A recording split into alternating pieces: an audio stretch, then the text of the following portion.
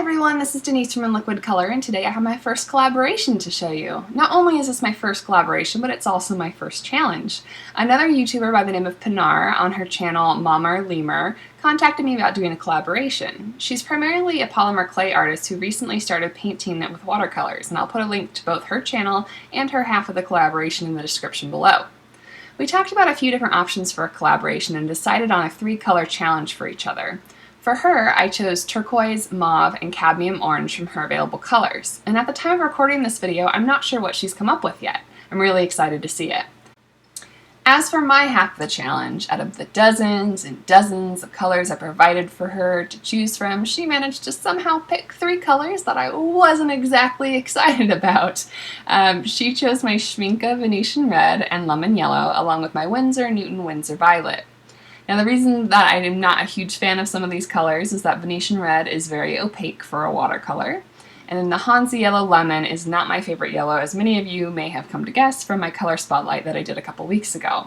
I like Winsor violet well enough as a color, but it's not very light fast, so I had quite a challenge ahead of me to make these colors work. So how did I decide what I wanted to paint for this? I looked through many of my older photographs and pulled out several, including an elk, an otter, a lemur, and a tiger, and I made thumbnail sketches for each of them using the 3 colors to block in the main color schemes. Now, I tried to make the lemur work, given that her channel's name is MahmurLemur. However, ultimately I decided that the tiger would look best for a couple of different reasons. I really love the orange that the Venetian red and lemon yellow created together as the base coat for the tiger, and the purple works wonderfully alongside orange in my opinion, and when it's painted over the orange, it actually reads as nearly black in some areas, which is good if you're in the business of painting tigers. I also thought about the light fastness of the purple in this decision as well. As my black color, when it's layered over the orange, it would actually be okay in this particular instance if the purple faded a bit or turned slightly brown.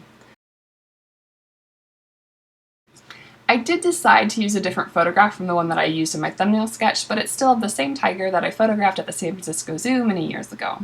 Before I began this painting, I needed an underdrawing to guide me, and I do want to spend just a little bit of time talking about this. In this segment in the video, I'm transferring outlines from a photograph onto my watercolor paper using a light tablet. Now, I know that some people frown upon tracing photographs for their artwork, however, please let me explain for just a moment. I have always felt like one of the areas I struggle most with in drawing is with big cats. No matter how many sketches I do or how many drawings I try to complete, they never seem to look right. Last year I was actually having a discussion with a friend of mine, and he pointed out that big cats are not only beloved by billions, so we really know what they look like, but they're also incredibly symmetrical. Combining these 2 factors, it's really easy for us to spot abnormalities in these subjects when we see a drawing or piece of art with them.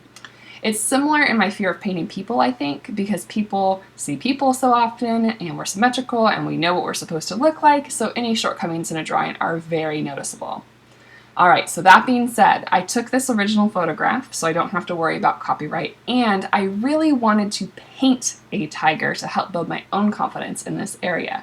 Now, I definitely want to continue working on my drawing skills, but in the meantime, I just wanted to say to all of you out there who are watching, try not to let your insecurities about your own skill sets hold you back from trying to improve.